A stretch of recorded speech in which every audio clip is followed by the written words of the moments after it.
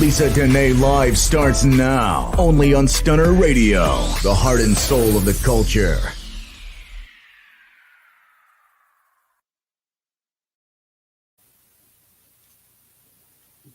Hey guys, it's your girl Lisa Denae, and you are now tuned into Lisa Denae Live.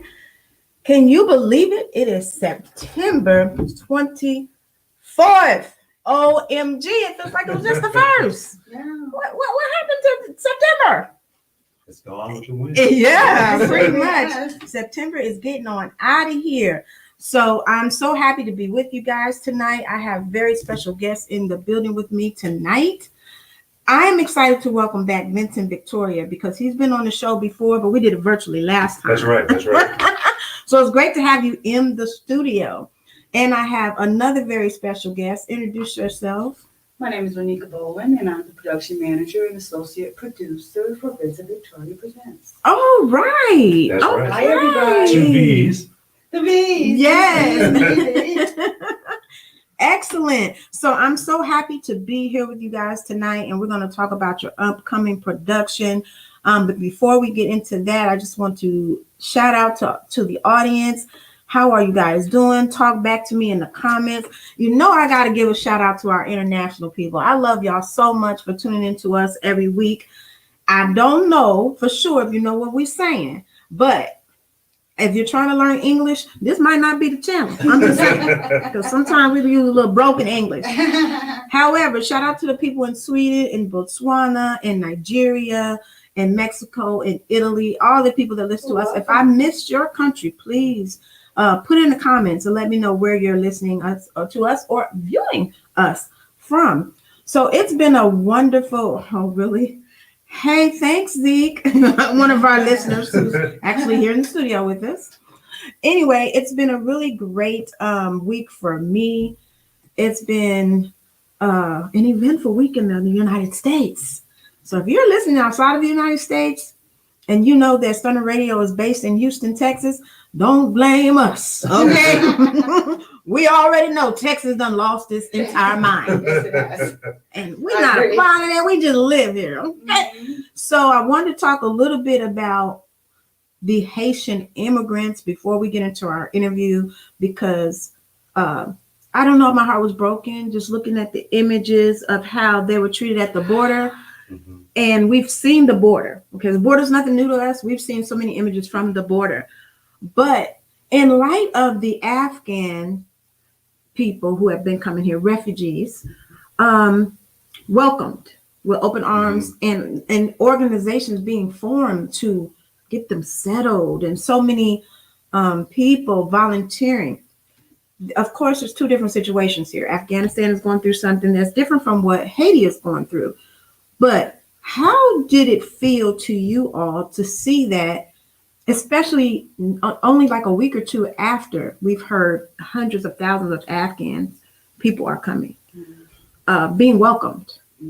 Well, as you said before, this is nothing new to the African American community. Yes. We have really, truly never been welcomed with open arms. We've been open, we welcome maybe with a little handshake here and there, but not fully embraced in this country, even though our culture is embraced. Yes. Our art is embraced. Yes. But it's nothing. It's not surprising. It's not new, and it's not surprising.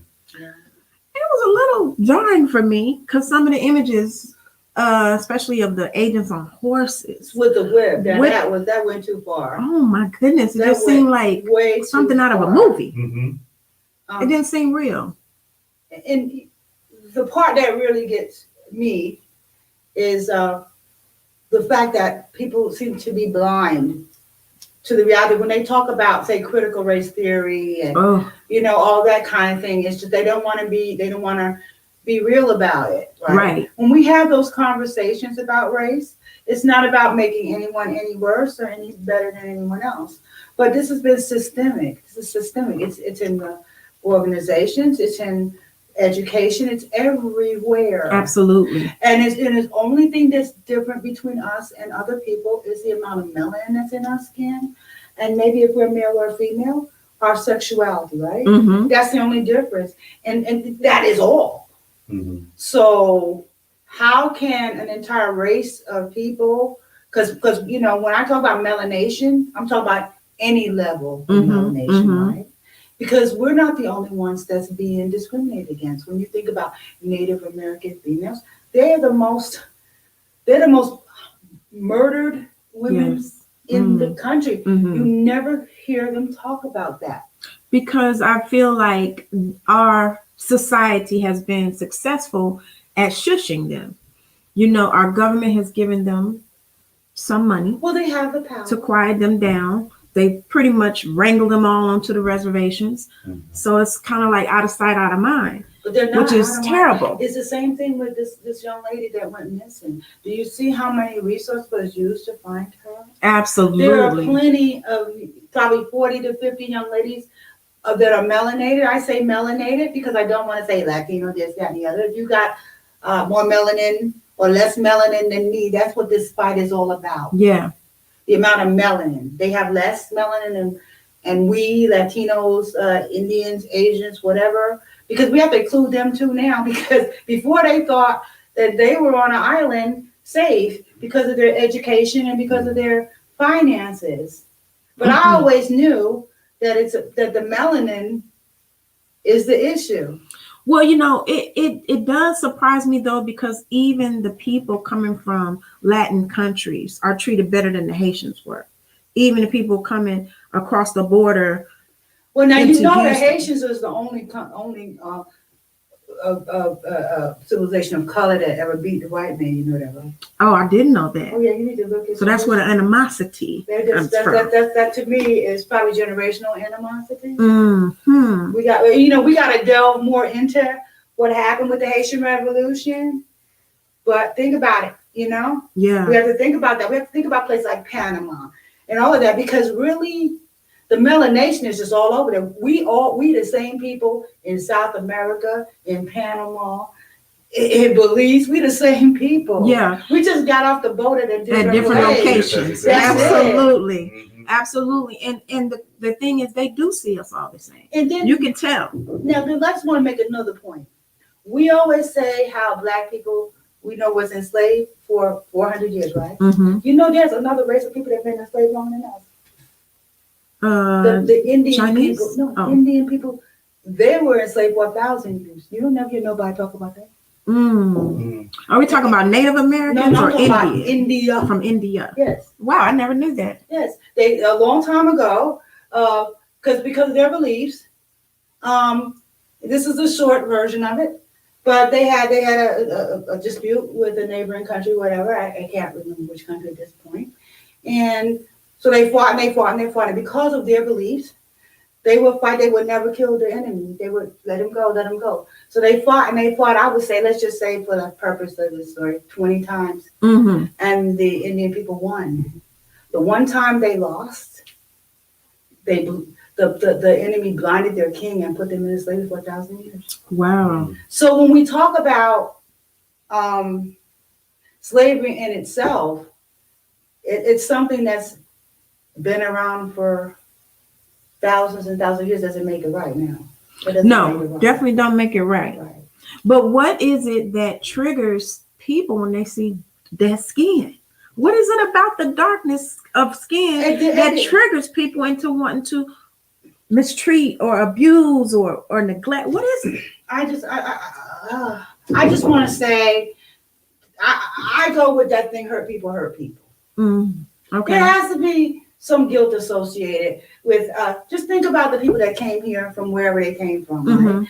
They were almost like us, right? They were oppressed religiously, all kind of. Some of them were prisoners, and so the best people did not come to the United States. They were not the best people that came over. Well, of course, they were. We have the evidence, and they were looking. And I'm not making value judgment on anybody that's here right now, because really, here's the hard part: is the people that are here now are not the ones that put us in this situation, right? And so I kind of understand why their anger is too.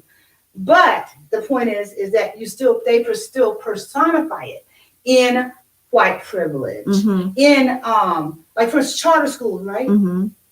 People think that when you go to this charter school, that it's better than a public school. right? Mhm. Someone like me feels like this. If there's something wrong with the public school, there's laws and rules and money to do that. Why not fix the public school? Why take the money out of a public school and give it to another school? And they don't even have the same rules as a public school. You understand? Well, They don't. I just feel like it's the American way to be classist, sexist, racist. Yeah, and I to mean- me, they don't really look at the problem. They just move over to the right of the problem. Mhm. You know, it's almost like, okay, here I am. I see you here. Your leg is broken, but I'm going to talk about your arm.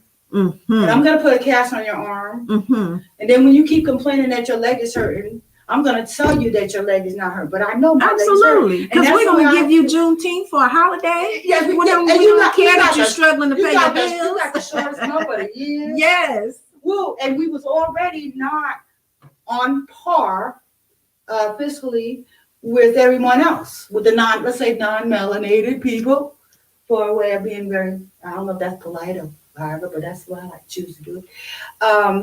You know, when we look at them, they have a strategy. They can build on their wealth. Me as a woman, I can't tell you which decade I'm in, but I'm up in there in the decades. And so I've come through quite a bit. You know, I've kicked down a lot of doors. Mhm. And I understand, like when I look at my son, I look at these young men out here, I realize what they got to do to survive in a day. I look at you, what you have to do to survive in a day. Just the way that people automatically, not just you, I've never seen it in person, but I'm just saying how people view you just because you Automatically. walk up. Yeah, just because your skin. Well, what kind of car? I've heard my son say, my son is a 32-year-old. He's single, and he lives within his means. You know, and he was saying to me, you know, Mom, I had a young lady over to my house, and the first thing she looked at was where he lived, right? Mhm. Because you got to have this whole, I don't know, persona or whatever. And the whole thing is that to me, I get wanting a Land Rover. I get that. But we're not there yet. We have, you know, if you don't have a place for your children and your elderly people to get old in so they can feel safe and all that kind of stuff, we got to lay foundations. Well, you know, that's a whole nother show, because I feel like so many people miss the point of life when it comes to wanting all these material things that you can barely pay for, and then you're stressed out. I've always believed in living within my means. Oh, yes. To keep doing that. And I mean, and I'm not standing here saying, oh, it never happened to me. No, I'm definitely someone that hasn't made all the best decisions all the time, you know, but like my mom used to say, life will definitely teach you, right? Yeah, and I believe that saying, when you know better, do better. Because it's a lot of us that do know better. We're still not doing no better. And so what do the young people have to follow? Yeah. But I guess that's the reason why I love so much what you do, Vincent, because you expose us to things we did not even know was real. For sure. You know, with your productions and highlighting some of these great people in our history that we only hear a little line about, if anything.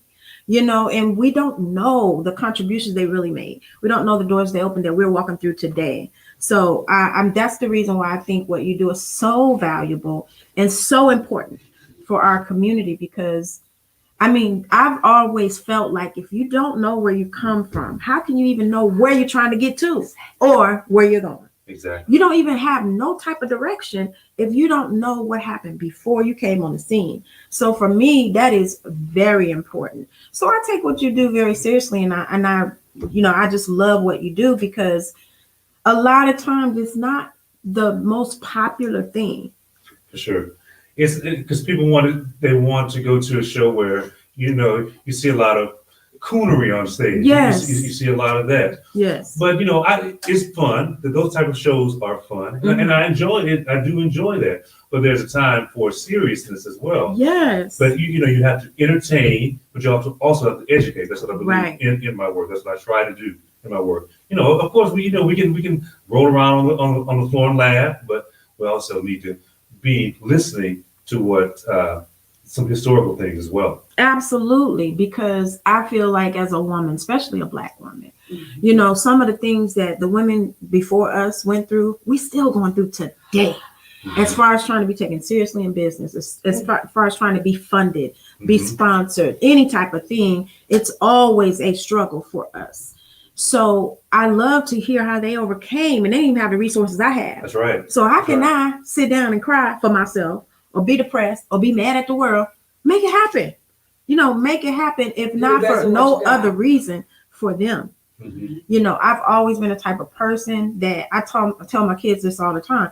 I can feel my ancestors' presence. And they be like, what do you mean, Mom? Oh, I yes. feel responsible. Exactly. I feel responsible because I know that my grandmother and my grandfather made sacrifices thinking of me Exactly. before they even met me. Exactly. So I feel responsible not to squander my resources and my platform and all that. I feel like I have to make something, They're smiling. worthwhile. They're Mhm. smiling down on you. And I feel like you feel the same. I don't know. We've never spoken about that, but your vision and your drive to do what you do has to come from someplace deep.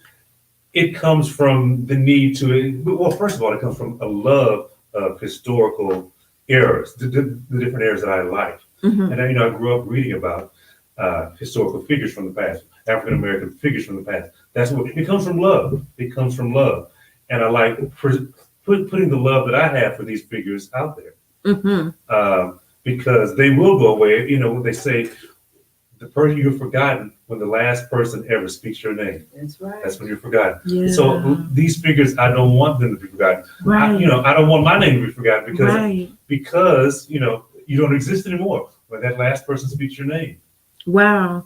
And that's our whole purpose for being here, to leave a mark, to leave That's an right. imprint, Exactly. That's right. to leave something that people will To speak make of. something better. Yes. And Yeah. to give somebody else that feeling of responsibility. Mhm. Exactly. So, when they say, oh, my mother did this, so I got to do that. Mhm. And I think that's what we're all here for. So before we take a quick break, what is your favorite era, or maybe one or two, in history? My favorite eras are the 1960s Mm, and the 1920s. Those are my the favorite eras. 1920s. Yes, because Okay. we're in the 20s now, but Yeah.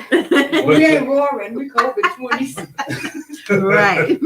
But the 20s, because of the fashion and the Harlem Renaissance and Mm, Yeah, we the love that. creativity that was being The talent. being exposed and coming out of the Black community. Yeah. What do you see as the difference? Of course, technology and social media, but do you feel that entertainers and creators are not as loved as they were then? I would say now that African American entertainers are more beloved and by the mainstream as a whole. Okay. But I think the entertainers from the 20s had to be more talented. They had to be disciplined in their art, or they wouldn't have the exposure. They wouldn't have any exposure. And it's Right. So they more- had to be. and more physical as well, and just there's a lot. I have a lot of respect for those entertainers in this one. I Mhm. do too, because of what they must have endured being Oh. Black. Oh, for sure. I can't even imagine.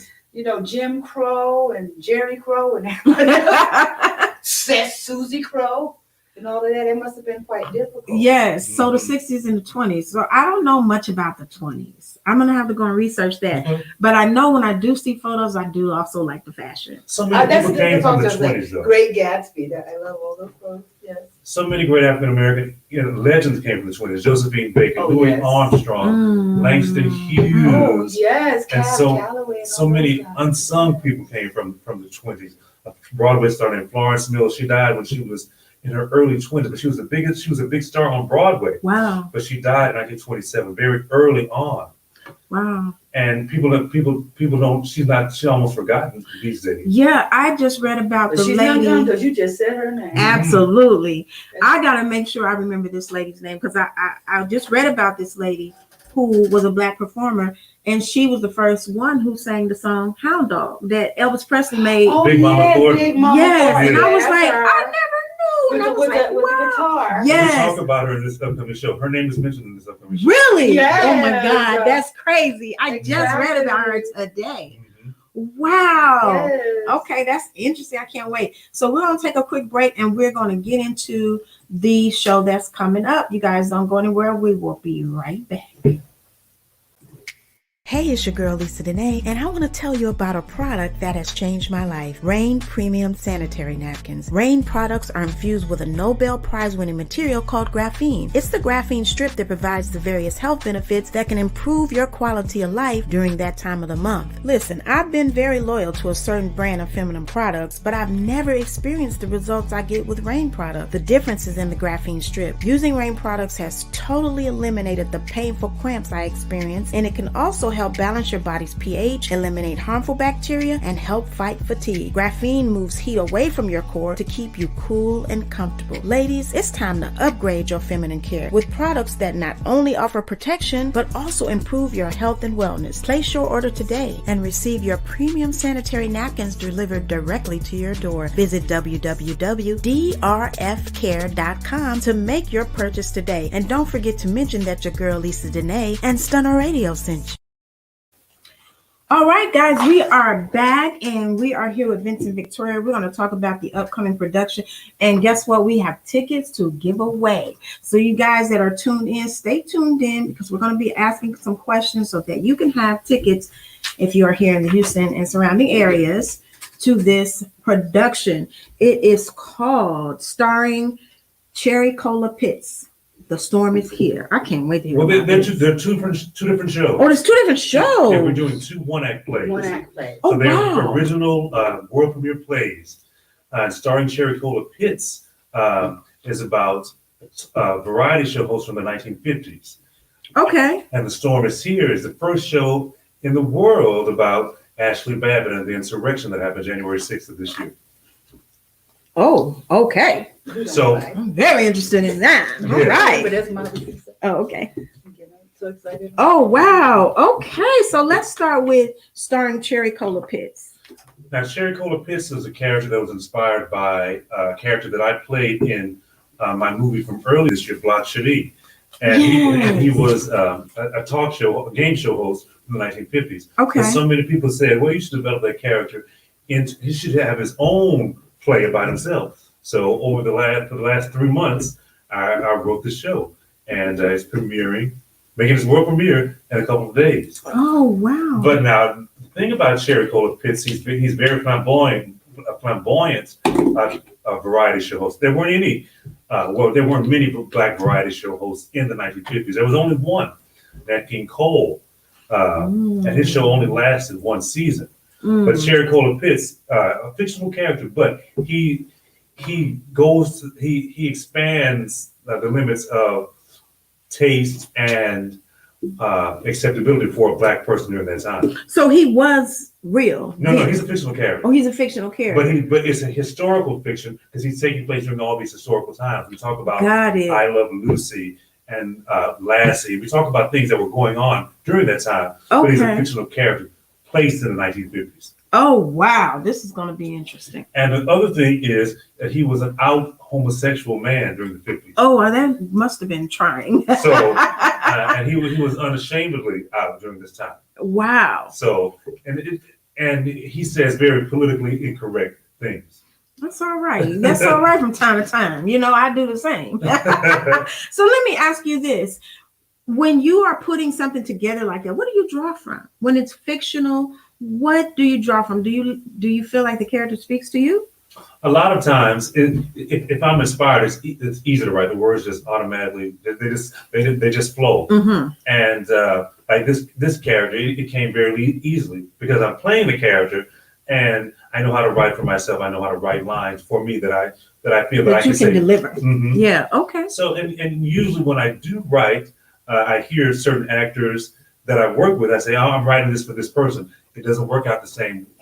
It doesn't work out that way. Sometimes they're not available. But a lot of times I'm writing for particular people in mind. Oh, right. That's exciting. It's so exciting to me. The whole creative process is exciting to me to make something out of nothing. Mhm. And, you know, that's why I feel like we're gods. Of course, you know, that's a whole nother day, a But whole you nother are. story. But, you know, God did speak things into existence. So I'm just saying. But, okay, starring Cherry Cola Pitts. So I'm excited about this because I'm going to be there. And I cannot wait. and we're going to be hosting the red carpet. So if you're going to come to the event, stop and talk to us, the on-air personalities at Stunner Radio. October the 2nd. October the 2nd. And that is just a week away, people. Yes, next Saturday. And the red carpet event, let me just go ahead and put that information on the screen. The red carpet event is going to be amazing, you guys. You got to be there. Tickets are still available, Yes. right? Yes, exactly. And we are also going to be giving away tickets here. So I want you guys to definitely make sure that you come out if you're in Houston and surrounding areas. And the event flyer does say, "Be fabulous in red." That's right. Yes, The red carpet. in red. Yes. So if you got some red, honey, come on out and be Come on. fabulous. You know, I got excited when I saw that. I was like, oh, I actually wonder which outfit you going to have. oh my goodness. I cannot wait to put on the red. So let's talk about the storm is here. Mhm. Well, of course, everyone knows about the insurrection that happened January 6th. Yes. While, everybody, like everyone else, I was glued to the television during that day. But what touched me was this lady, Ashley Babbitt, who was killed. She was one of the 6 people killed during the insurrection.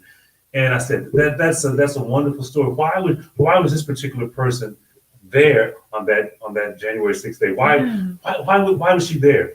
And obviously she was a huge Trump supporter. Mhm. But I wanted, as we were rehearsing, I didn't want to focus on the harshness of her personality, because she did have a strong personality and she was very fervent about her support for for Trump. But I wanted to make her human in the place. So that's what I try to do, even though there's not a lot known about her. Mhm. But I want to make her human in her support for Donald Trump. I really do like the fact that you are tackling this, because I feel like a lot of this is trying to be swept under the rug. You know, it's almost like they want us to forget this happened. They want to rewrite history. They do not want us to bring this insurrection up. And then when we do bring it up, they want to call it a protest or uprising. But we know what it was. I've even heard going on a tour.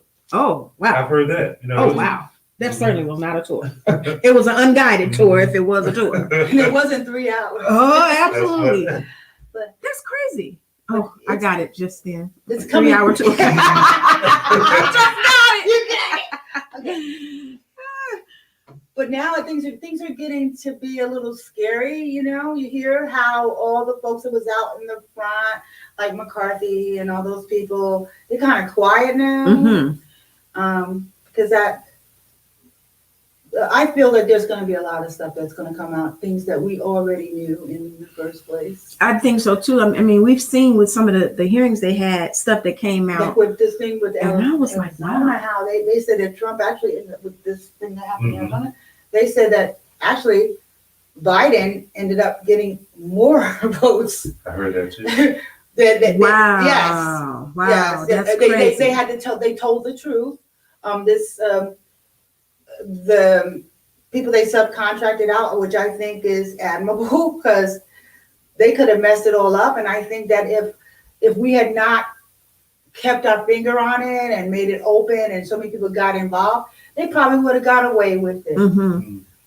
But thank God. And then I don't even want to go into that because it makes me so angry sometimes. Well, I do want to speak briefly about the events of that day, just briefly, because it is talked about in this production, right? Yes. I want to speak briefly about it because for me, it kind of changed my perspective a lot of things.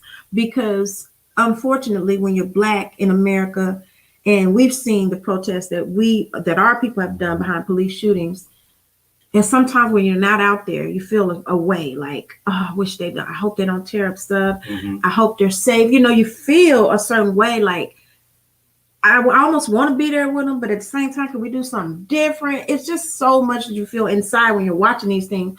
But watching these white people act the fool over nothing, over something that wasn't even really something to be mad about.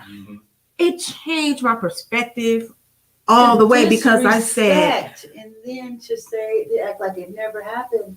No one else could have ever, none of us with 5% melanation could have got in there and did half of the stuff. One of the things they did. Especially the bold things they did. Right. Walking up into the chambers and smearing body fluids and such. It's what it did for me though, is made me give back all that guilt that they try to give us when I see people protest. I don't even feel that no more.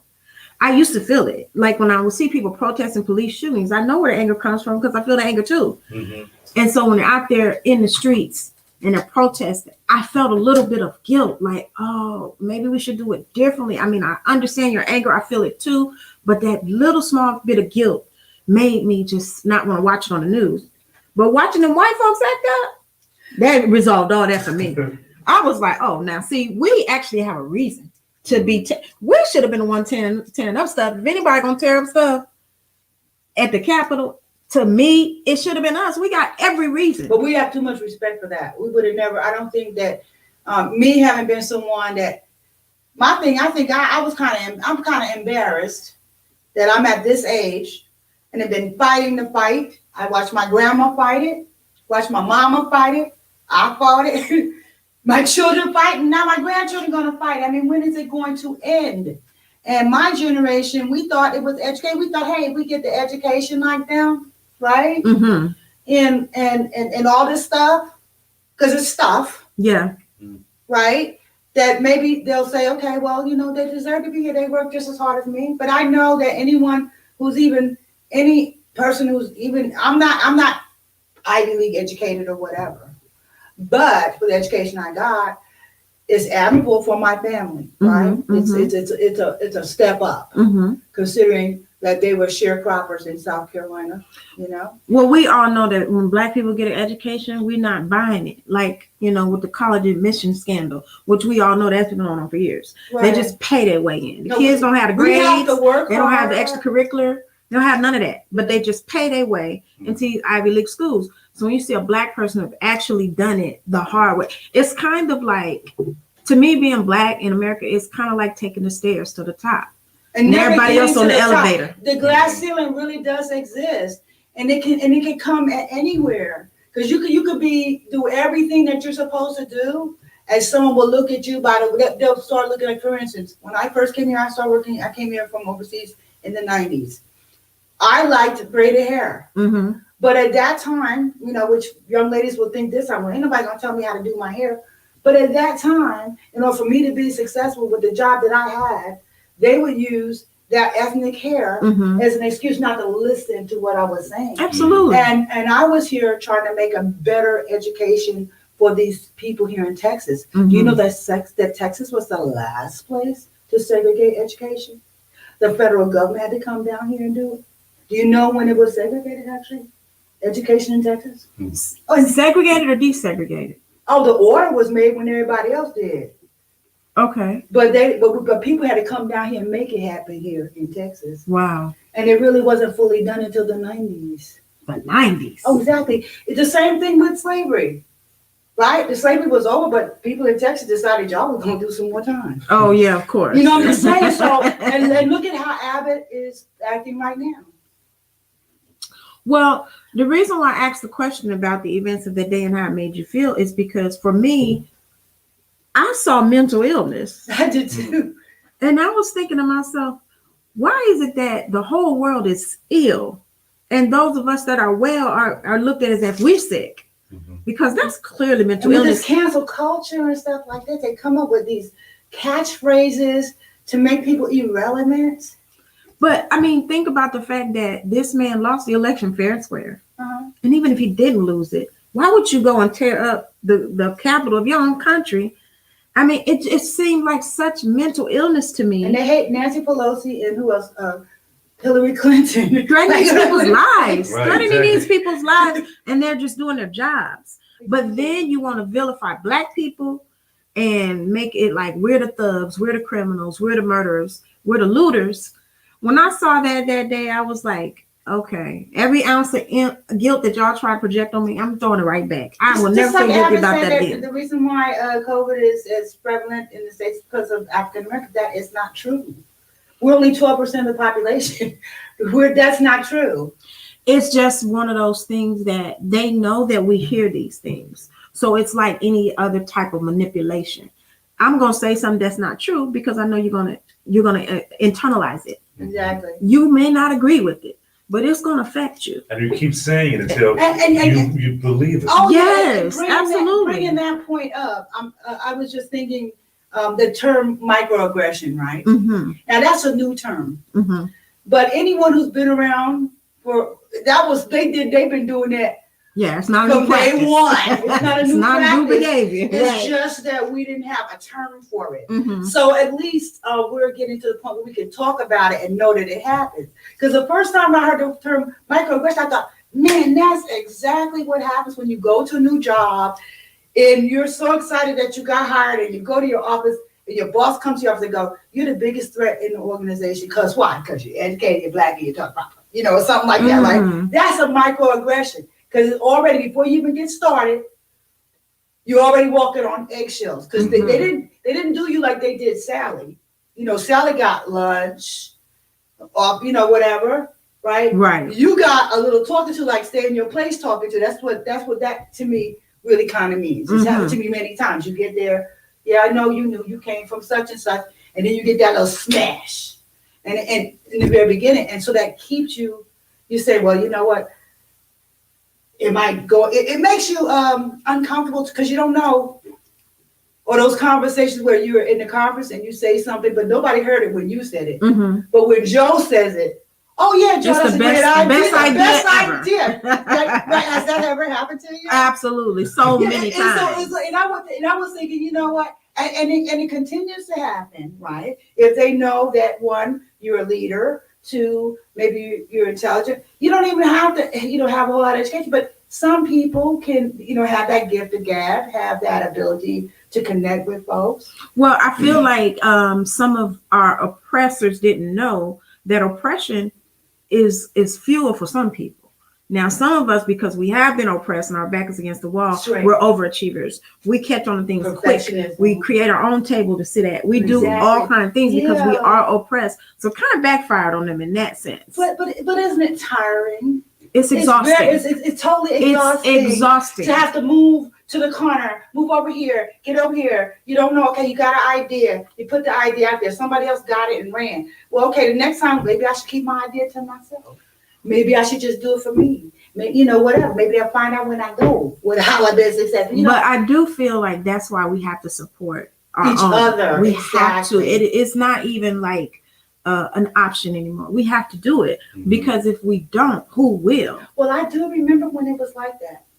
Before, when we did support each other? No, I'm saying when I remember when I grew up, that everyone like say your father. If say the roof was leaking, right? Your dad and his friends, they got up on the roof and they fixed the roof because it was some men in the neighborhood or from the church or something like that. And I think that when we got away from extended families, because people don't live like that anymore. See, before people had a whole lot of children and things like that because we were agricultural and so on and so forth. We had smaller families. We moved different places. We just don't have a support system.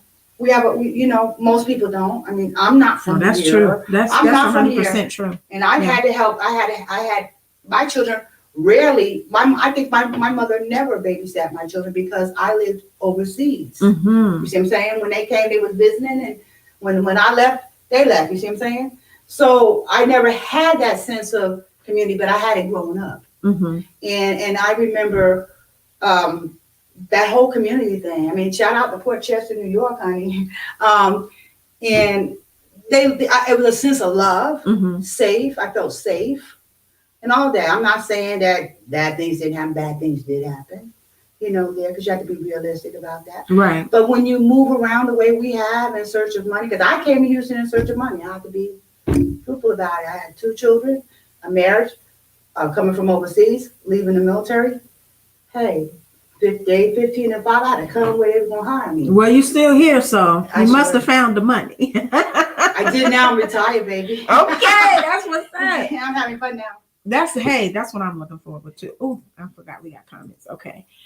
Hey, brother. Was waiting on a call, just got up because been sleeping. Don't worry about it, bro. Just stay tuned into the rest of the show because we are giving away tickets, and I know you and your beautiful wife want to come to this production. So make sure you stay tuned in because we're going to ask some questions. Before we get to that, real quick, I do want to ask you about The Storm Is Here because you said that you wanted to humanize her. Mm-hmm. So what is it that made you want to do that? Because she deserves, everybody deserves humanity. Mm-hmm.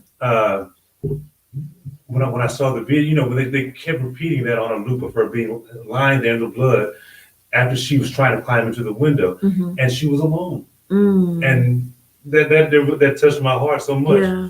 So I had to write a story about this lady, Wow. even though it's not usually my usual forte in writing, and I very seldom write shows about other cultures, but this I thought was so important. I do admire that. I think it's important too because I think we lose track of the fact that this was a human being. Mm-hmm. Yes, her efforts were misguided, but it's sad that I kind of feel like even she was kind of swept under the rug a little bit. Mm-hmm. You don't really hear much about her. Now you do. Now because they're trying to make her a martyr in some sense, like that she died, and she shouldn't have died. They were wrong for shooting her. Mm. But she needs to be humanized. Yeah, I do agree with that because I feel like she drank the Kool-Aid, Mm-hmm. because for her being there, I cannot imagine actually taking off work to go protest something like this. Sure. And then, as a Black person, if they tell you to stand down, back up, You're gonna do move, that. you got to move. Mm-hmm. You can't keep coming forward because they will kill you, Mm-hmm. which is Well, what happened. as a Ironically. fellow veteran, and because Ashley was a veteran, Mm-hmm. I just find it so hard that she was even there, even participating in that type of behavior. Because we take that oath. I've told you many times about the oath. And I felt that she probably was a great service person or whatever. I'm just in my mind. I ask, when did the flip occur? Well, I think we all watched from the very beginning of 'Cause that Trump is so- saying he was running. That is so unpatriotic. But I think we all watched his mind games of how he would use certain phrases and certain scenarios to get people to buy what he was selling. Mm-hmm. Because at the end of the day, he's a salesman. Exactly. And so he's a very good salesman. And he was selling this propaganda, and so many people bought it. And unfortunately, she bought it.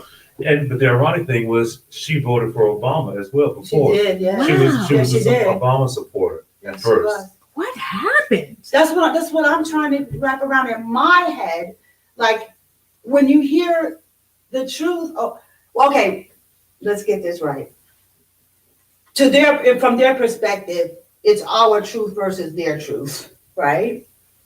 But we all know now, and it's been proven more than once, time and time again, that they're personifying a lie.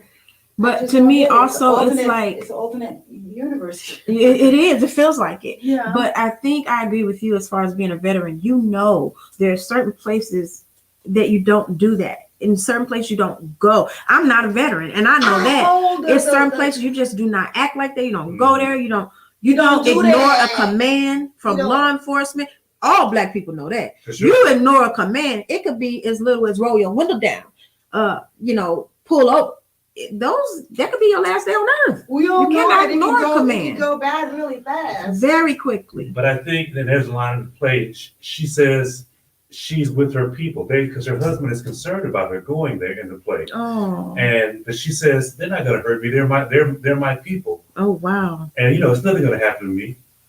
Well, I wondered, and I'm glad that you brought that up because I wondered if white people, especially those type of people that were in this movement, felt pressured to be there. Because I can't just believe that everybody was crazy and out of their mind.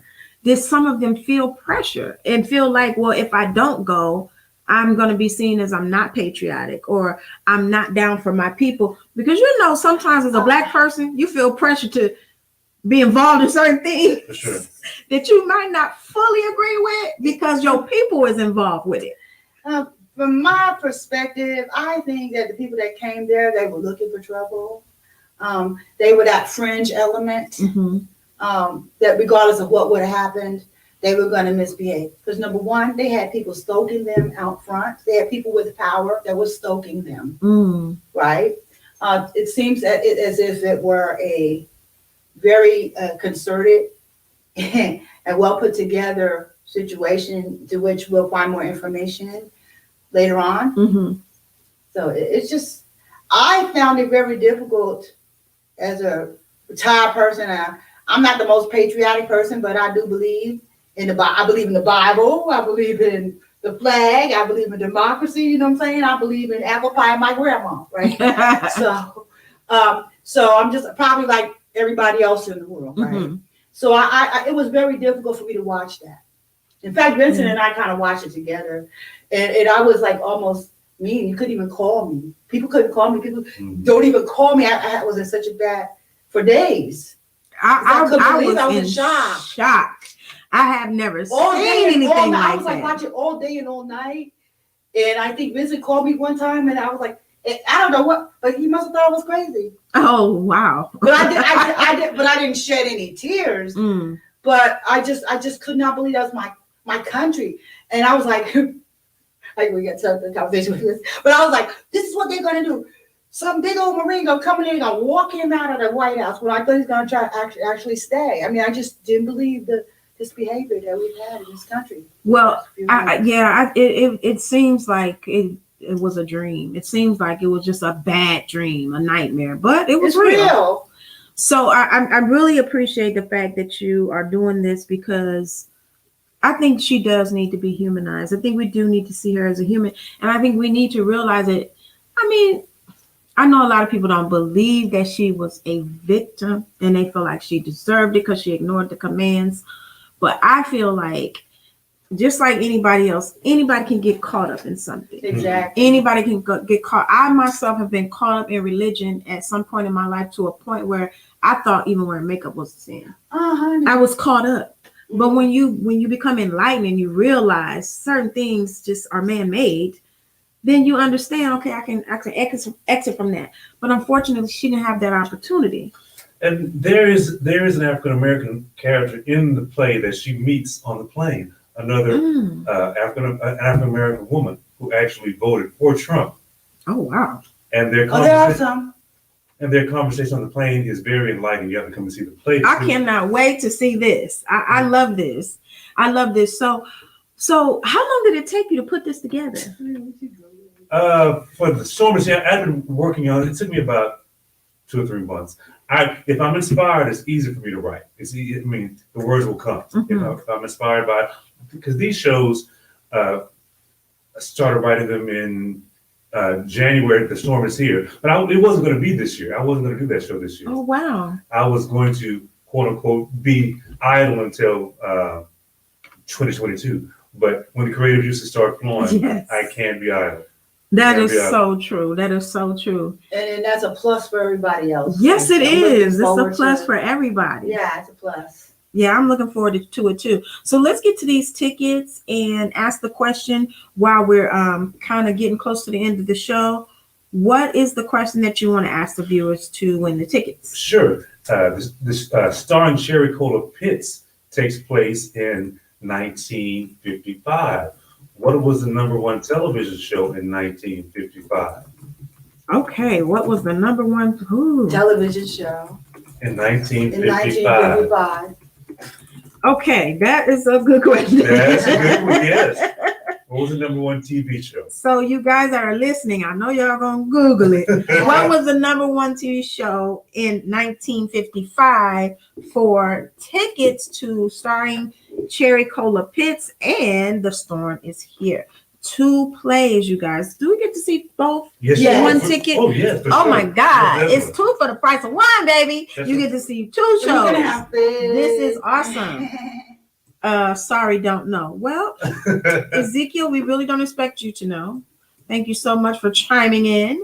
If anybody else knows the answer, that is the question. What was the #1 TV show in 1955? So, 1955.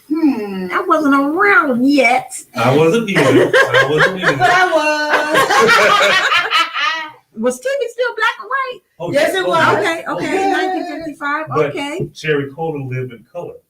He lived in color. Yes, Oh. he did. He lived in color. My type of person. Yes, yes. Yes. Yes. So, okay, I'm just trying to help the people. The number one TV show, were there any black people involved? Okay. No, there were many Yeah. black people involved in television, period, Not many. during that I time. think Ethel Waters might have been on there. But by that time, the viewer show had been canceled. So it was there. Oh, it would have came and went. The Nat Wow. King Cole show was on, but a show starring an African American person, it was non-existent during Oh, that time. wow. Okay. But in the fictional world that we live in, starring Cherry Cola Pitts, this show is right behind the number one show of 1955. I'll get ready to say it, but I just called myself. You guys, we're not giving you no more help. To sing the theme. No. We're not giving you no more help. What was the number one show in 1955? Sam, I know you know this. If you're still with us, come on and chime in, get an answer so you can get these tickets. So I want to thank you guys so much for being here. Can you tell people how they can get the tickets, how they can follow you, Sure. how they can support you? Most definitely. So the show is running September 30th through October 17th at Midtown Arts Center. It opens this coming Thursday. The red carpet event is October 2nd, Saturday, October 2nd. And you can get tickets at www.vincentvictoriapresents.com. Preferably get them online because, it's safer right now than getting them at the door during this COVID time. But you can purchase tickets at the door. And also on Thursdays, tickets are 2 for 1 on Thursdays. Any Thursday performance of The Storm is Here and starring Cherry Cola Pitts, you buy your ticket at the regular price and bring a guest. Okay, you guys, you can't beat that. On Thursday, come out. It's 2 for 1. And just before we go, I just want to talk about our 2021, the 21 and 22 season. Okay. We're starting out. This is our first show. It's going to be starring Cherry Cola Pitts and The Storm is Here. In December, we're going to do The Last Night of Josephine Baker. I look forward to that. That's going to be done by Debrina Sander is going to direct that. And then we're going to come back with one of our award-winning productions, Mr. Booker T at the Door, in February. So we're looking forward to seeing you throughout the season at Vincent Victoria Presents. If you need to get in contact with us, you can reach us at www.vincentVictoriapresents.com. And on Facebook and at all the platforms, Facebook and Instagram as well, Vincent Victoria Presents. And I want to say thank you for the Houston audience and thank you for all the support you've given us through the years. And thank you all for what you do. It is incredibly important. Sam, I don't know what you mean. He said it was over 17 TV shows, but in 55, say that's when they start coming. I need to know what the number one TV show in 1955. We're going to give y'all about 5 more minutes. And the number one TV show in 1955. I need to know what it is, you guys. So, thank y'all so much for being here. It's always a pleasure. When I say I love what you do, I really mean that because, as a creative myself, it's so many times where I have these grand ideas of things I want to do, but I just don't do them. Do it, girl, do it. I just don't do them. So when I see people doing it, it's just so inspiring, that you have an idea and you say, I'm going to do this. And then you do it. Yes, That's very, very inspiring because it's not always easy to pull off, so. It's not, but it's my life's work.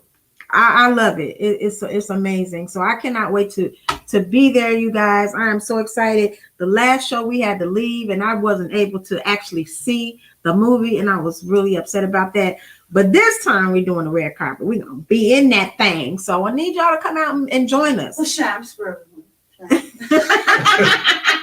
I need y'all to come out and join us for this occasion on October 2nd. It's a red carpet event, you guys. And we all going to be fabulous in red. So come on out. If you need more information, go to VincentVictoriaPresents.com and you can get all the information that you need. Now, you see I'm talking, trying to give y'all time to Google. I mean, they didn't say you couldn't Google. So go on and get your Google on and trying to figure out what was the number one TV show in 1955. So, anything that you want to tell the audience before we wrap up? I would like to wait a minute. I'm sorry. We got an answer. Do we have an answer? Is it Over the Waterfront? That was the number one movie, but Movie. it's a television Oh. show. Television show. Is it Gunsmoke? 1955. Oh, Sam, you getting close. I just Close, believe close it. as are. You're getting close, but it's not it. Over the Waterfront was the number Keep one trying. movie. Keep trying. Yes. No, it wasn't Gunsmoke. They said keep going. Keep trying. You're almost there. You're gonna get it. Was Gunsmoke 1955 or no? Yeah, Gunsmoke lasted for 20 years. It was from 1955 to 1975. Wow. Yes, Gunsmoke, Miss Kitty. Who was watching that for 20 years? Me. Jeez. Oh my It goodness. started off as a 30-minute show. Then it expanded Yeah, to an a whole hour. hour. Oh wow. Uh-huh. Okay, it's not Gunsmoke. So come on, I No, want to it's see not the answer. Gunsmoke. You guys keep going, keep trying. And when he gets it, when he thinks about it, he's gonna say, "Well, how come I didn't think of that?" Oh wow, am I disqualified from answering? Well, if you can go ahead, girl. He keeps saying Gunsmoke. It's not Gunsmoke. It's not Gunsmoke. Go ahead and Google it. Trying to help y'all out. I'm gonna look at them real quick, but I'm not gonna cheat. I'm not gonna get involved. I'm gonna let y'all do it. Okay. But Gunsmoke is not it, you guys. And it's Oh my goodness. it's I very agree. easy. Why didn't I think of that? Exactly. Oh, wow. Exactly. Oh, wow. Exactly. Right. Oh, you guys, don't overthink it. Don't overthink it. Just overthink it. think It's of so a simple. really popular old TV show. He says Alfred Hitchcock. Well, that's a nice That's one. not it. It's very nice, but no, that's not the right one. I love that show. Just girl. think of the obvious, Sam. It's When so I say obvious. it's so obvious, I'm like, just think of the obvious, a hit TV show from back in the day. Just think about it, and you're gonna get the answer. Okay, I'm trying to help y'all out. So this fictional character comes on right after that show. right. It's right neck and neck in the ratings with this particular show in 1955. Oh Lord, Life and Legend of Wyatt Earp. It's the right era, but it's not Right the right arrow. show. I mean, I like that show Oh, too, wow. but that's not the I one. never Right, heard that. that was cool. Hey. Okay, you digging deep, brother. You Yeah, thinking, it is. how old are you, man? You must be a It baby is. boomer. You must be a boomer. But it's not that. But I'm telling you, it's very obvious. Just It's think so about it. Just think obvious. about it. Just think about the one old show that is always popping back up again. And again, That's all I'm and gonna again. say. I can't give you no more help. Right. So I'm running out of things to say, y'all. Trying to give you We time. want to give you those tickets. Yes, we definitely want you to be there. We Let's want to give give you them a hint tickets. then. So Oh, wow. the star of the show had red hair. Oh, well, it's over now. Not Robin Hood. What? The star of the show had red hair, Sam. That's what they're telling you. The star of the show had red hair and is known for it. I'm just saying. We just saying. So, I mean, that should give you the hint right there. And anybody else, I mean, Sam is doing all the answering. Where y'all at? So Sam, the star of the show had red hair, you guys. That's the number one. When I looked it up, I was like, of course. And I almost guessed that. I wasn't sure of the year. So I was like, yeah. Okay. I think that's the year Little Ricky years. Oh, wow. Did Okay. somebody get it? Did somebody get it? No, I was just saying once you said that. I mean, if y'all don't get it from that, I don't know what to tell y'all. Y'all don't get it from that. So I do want to talk about the 2021 and 2022 season. So the Last Night of Josephine Baker, I read some rave reviews about that, and I can't wait to see that. How many times have you put on this production? This will be the second time. Oh, the that second Josephine- time. yes, Okay. that Josephine Baker. We did it in 2017, and Wow, was that long ago? mhm, Josephine Wow. Baker, yes. So it'll be almost 5 years when we do that for the show again. Oh, wow. Okay. And Mr. Booker T at the door. Oh, That was we did that in 2018, and that was the show that was chosen to be read at the National Black Theater Festival in 2018, Hmm. and we went there in 2019 actually. yes. Alfred Hick. Sam, the star of the show has red hair. Alfred Hitchcock didn't have any hair. Red hair, He was brother. a ball. It's not Alfred Hitchcock. The star of the show. And I'm telling you, when you get the answer, you're going to be mad at yourself when you hear the answer. The star of the show had red hair. It's a very, very popular show, even today. So we might have, because of his efforts, we may have to give the tickets to Sam anyway. Sam, you might win just Yeah, for just- the effort. Because he went down the whole list of TV Yes, shows. he did. Just name one other TV show from 1955. And some shows I never even heard of. He done came up with. Okay. And what about the? Oh, okay. what's the name of the show that was on the Strip? On the Strip. What's the Strip? It was a show during that time. It was on the Strip. On the Strip. Oh, it was? Yeah. Oh, okay. I didn't realize that. Ask him. Say. What's the name of it? I don't know. During that era, there was a show that happened on a strip. Okay, what was the name of the show? Okay, Sam. I hope that helps. I hope that helps you. Well, that's not going to get the answer to that question, though. But what was it? I mean, show. The name of the show was 77 Sunset Strip. Oh, okay. 77 Sunset Strip. Oh, well, so what does that have to do with the other show? Just was trying to get him to name any show. Oh, okay. He done named a few, so. Yeah, he's named quite a few. Okay, so Sam, come on with it. You might win anyway because you're putting in a lot of effort. Just name another show. But the name of the person on the show, the star, had red hair. So that's the last time I'm going to give you a clue because we're trying to wrap up here. If anybody, okay, I see somebody Googling. The $64,000 question. That is not it. That was a popular show. That was a scandalous show. It was a big scandal behind that show. Really? Do they get? But it was a movie called Quiz Show about those particular shows. That was about that show? Well, it was a show really called 21, but okay. They were all involved in those scandals of the game shows. Oh, wow. Oh, wow. Well, you guys, we're at our time. I tried to give y'all a chance to make it to answer the question. So while we're closing, you guys keep trying to think of the answer. I'll do the thing. No. Y'all should get it by that. If y'all don't get it by that, y'all just ain't ready. Y'all should definitely get it by that. Ezekiel, you won't get it by that, but Sam, you should definitely get it by that. I want to thank you guys so much for being here. And I want to say to the people that are watching, and if you are going to be watching the replay, if you are listening right now to a replay, and if you are listening before October 3rd, go ahead and comment. I'm going to look back at the comments. If you have the right question, I will personally purchase a ticket for you. It's not Wyatt Earp. He didn't have red hair. Did he? I don't know. It was the star of the show had red hair. I mean, like at this point, I don't know what to tell you, brother. You're close, but nah, Let's give Sam a ticket anyway. Sam, you're gonna get the tickets anyway because you have put in the greatest effort ever. Tell him to come talk to us during the show. We got to meet Sam. Yes, come and talk to during the show. Oh God, he's still putting in. We're gonna give him a big Vincent Victoria hat. Come on out to the show. So for Thursday night, he has the opening night for the show. Oh wow! You hear that, Sam? I need you to just say yes or no that you hear that. Thursday night. Come get your hat. Oh, that's awesome. Okay. So again, thank you guys so much for being here. It is always a pleasure. Tune in tomorrow to the Love Power Radio Show. We're gonna have Waukesha King. And she is an actress and she's in the show. She's going to be on the Love Power Radio Show right here on Stunner Radio at 3:00 tomorrow. So you guys, please make sure to tune in and catch her. She's a wonderful actress. And she was in the last production. She's been quite a few of my shows. She played Hattie McDaniel in one of my shows. Oh my God, I would love to see that. She was in The Slave Narrative. So she's a wonderful singer and actress. Okay. So let's say real quick before we get out of here, how do people become a part of your productions? Do you have an audition process, or how do you do that?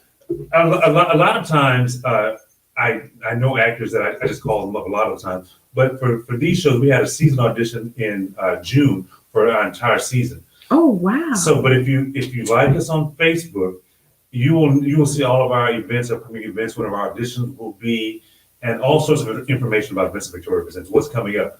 But we do have auditions, and sometimes we have auditions for individual shows as well. Okay. But it's all be listed on the Facebook page. Well, if you ever do a show about oh man, her name just left my head that quick. But you know what I'm talking. Well, no, I'm talking. Tell me a little bit about the woman who oh my God, who was played by Monique in the movie Bessie. Yes, yes, yes. Yes, yes, yes, yes, yes, yes, yes. Monique. Her name escapes me. Oh Lord. The movie with Queen looking- Latifah. Queen Latifah plays Bessie. Yeah, and I'm Ma Rainey. Ma Ma Rainey. Rainey, that's it. Yeah. Ma Rainey. Yes. Now they did make a Ma movie Rainey's- about Ma yeah, Rainey. Ma Rainey's Ma Rainey's Black Bottom. Bottom. Yes. that But was it very wasn't good. what I thought it would be. I thought it would be more about her. Well, Ma Rainey's Black Bottom really isn't about Ma Rainey anyway. She was just really the nominal Right. character lead of the show, but it wasn't really about her. But there really, I don't think has been a show about a mainstream show that we know about Ma Rainey. What I really liked about it is that she wasn't conventional. She just did what she stood for herself as a woman during that time period. And, Yes. you know, so that's what really made me feel very empowered just watching that show, because she didn't back down. And You know, from what I've and a been lot of hearing- the strong women back in those eras, the things they had to do just to survive, you know, was phenomenal what they had to do and survive and put up with. Yeah, because the more I learn about entertainers in that era, a lot of them were very bold, very Yes, brave, they had to very be. Yeah, because they unconventional. would, be stolen from. They could lose their lives, or, just subjugated, all kinds of things. Couldn't find a place to sleep or eat or relieve themselves. I mean, it had to be quite difficult. And what do you think is missing now from this generation? I mean, there's a lot of things missing, but when it comes to that showmanship and that seriousness about what they're doing, do you feel like we still have that en masse? I think some people still have that. Like, for instance, Beyonce is one who has the drive and the go getter attitude about it, and wants to be on top and trains and wants to stay on top. Yes. But a lot of it today is instant celebrity. Yeah. I think it's easier to become a celebrity these days, but it's harder to stay a celebrity. Absolutely. That's true. With the cancel culture. And Yes, it everything. is. And plus, you only get 5 minutes of fame now. It's not 15 minutes no more. Mhm. Well, You gotta use them 5 minutes. Yeah, I don't want to be an enigma. I know that every generation always says that their generation is the best and so on and so forth. But I'm not a proponent of that. I think that every generation always says the younger people are not what they are. Mhm. But I think that these young people that we have now, I believe in them. I believe that they're the ones that's going to solve what's going on. I really have I think these young folks have a lot of promise. I do too. Although they're I do not too. doing it the way that I was doing it, because I think that my generation, we was raised on fear. you know? Yes. I mean, we're the kids that used to sit in the hallway like this, thinking that we're going to get a nuclear disaster, right? And I'm trying to figure, to this day, Hal is holding my hand, back of my neck, it'll save me from a nuclear bomb. Yeah, and I'm like sitting in the floor like this with my left hand like that. How is that gonna help me? And I was just wondering, I'm sitting there, well, my hands are gonna get cut and my neck's gonna get cut. So I might as well go somewhere else. So you've always been an overthinker. Yes, I am. I am somewhat of a perfectionist and somewhat of a nerd, and I'm very proud of it. So there we go. Well, I mean, I do agree with you with the young people of this time, because I learned a lot from my kids. I learned so much. My son is here with us today, and I'm gonna wrap it up, you guys. But it just was funny to me. I said to him, "You gotta slow down on the snacks now, because you're getting a little thick." He said, "Mom, don't body shame." That's Oh, wow. exactly. And I was like, "Excuse Yes. me." He was Yes. like, "No, you're body shaming me, and I Yes. don't appreciate that." And I Wow. was Yes, like, they're very, "Okay." very I actually admire much that. accepting of people and differences and looks. And, I mean, I'm looking at television, look at the difference. Did you see that show where it's all the ladies, I call fluffy ladies, and then when they go, she goes, "I'm a dancer now," right? Oh, the commercial for Old Navy. I love that, because everybody's included. No one is considered to be prettier because of this or that or the other thing. Everybody's beautiful. Everybody's a queen. Because the truth of the matter is, I think more young people know that what is being presented in the media is not real. They know it's not real. Exactly. Like They Facebook, know that Facebook is just how you want it to look. Mhm. You want that to look. Yes, you could be in the corner over here, and this perfect corner can look perfect, and the rest of your world is in chaos. Mhm. That's what Facebook normally is. And my son, my younger son, I have a 32-year-old and a 42-year-old. My 32-year-old Wow. said to me, I was saying to him, "Oh, he does music," and when I go, "Put it on Facebook, honey, just so flair." He goes, "Ma, that stuff ain't real." And when he said that to me, like, it's been years ago when he said that, but it always stuck with me. Mhm. Because you can always make it look good on back here. On any social media, yes. You can always make it look good. What happened to wrapping up? Okay, I'm wrapping up. Excuse me. Thank you so much for keeping me on track. Oh, we're so wordy. Thank you so much, you guys, for tuning in. Y'all know I go over my time all the time, especially when I have great guests in the building. I want to encourage you all to tune in tomorrow to Black Coffee with a Side of Tea and Love Power Radio Show. We're going to be talking more on Love Power Radio Show about these upcoming performances. And I want you guys to make sure that you come out and join us on October 2nd at the Red Carpet event for starring Cherry Cola Pitts. Thank you so much. And wear red, y'all. Be fabulous in red. Thank y'all so much for being here once again. And you guys, I love you so much for tuning in, for supporting Stunner Radio. And we will see you next week. Bye. Bye. Bye.